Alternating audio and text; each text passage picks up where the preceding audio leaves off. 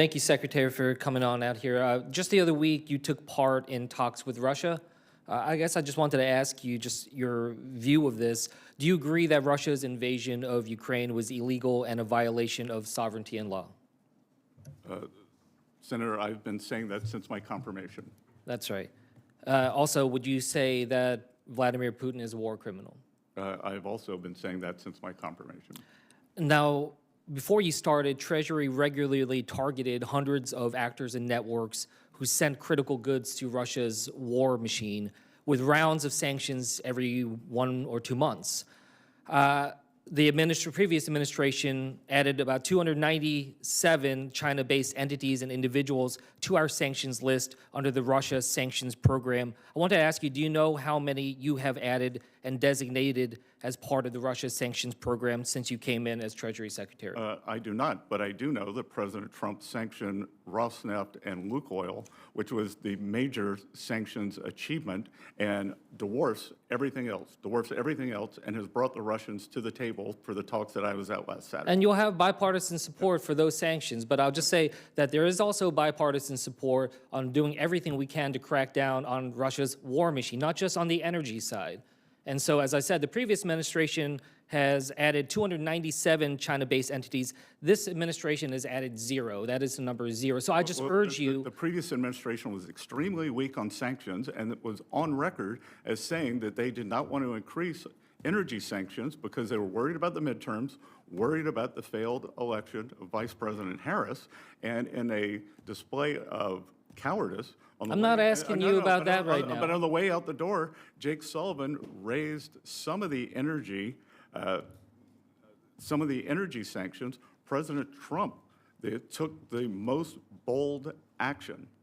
So we have done more. I'm asking you here, can you commit to this Congress that you will take action to sanction Russia's shadow fleet? I will take it under consideration. We will see where the peace talks go. I see how this administration has taken this maximalist approach, adding pressure when it comes to Iran's shadow fleet, talking about cutting off Venezuela's ships. I think that there needs to be consistency here. And again, there is bipartisan support for this. I wanted to just switch gears. Would you agree that money laundering is a national security threat to this country? Yes, sir. Now, with Binance founder Zhao pleaded guilty to violating anti-money laundering laws and was sent to prison, Binance then injected billions of dollars into Trump's family business, World Liberty Financial, and Zhao asked for a pardon and received that. I just wanted to ask you, is that a conflict of interest in your opinion? I am unfamiliar with any of that. I wear many hats. The pardon hat is not one of them. I'm just asking, do you see it as a conflict of interest, though? Again, I'm not going to respond to that. When you had the Russia talks, was Jared Kushner a part of the Russia talks? Yes. What is his official role in the U.S. government right now? I believe that he is a special envoy. So you believe that he has an official position and that is not an unpaid volunteer position?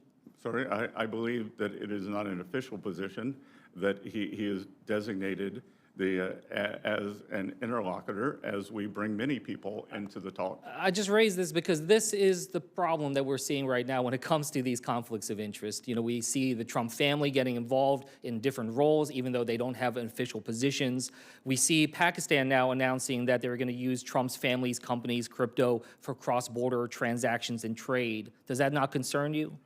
Again, I'd be especially interested to hear if you have any information of why Mr. Kushner is conflicted in the Russia talks. Look, what I'm saying is that if he wants to participate in that, he should go by the same financial disclosures and getting rid of conflicts of interest that every other senior government official, including yourself, have to go through. And look, I'm just saying that when we're seeing Trump pardoning Binance founder Zhao, when seeing instead investigating Jerome Powell, when we see that Trump is now suing the Treasury and the IRS for $10 billion, he even said, I am supposed to work out a settlement with myself. That's what Trump said. Do you think that that is a conflict of interest? That is a Justice Department issue. No, it is suing your department. The Justice Department represents Treasury. I would suggest you contact Justice. With that, I yield back.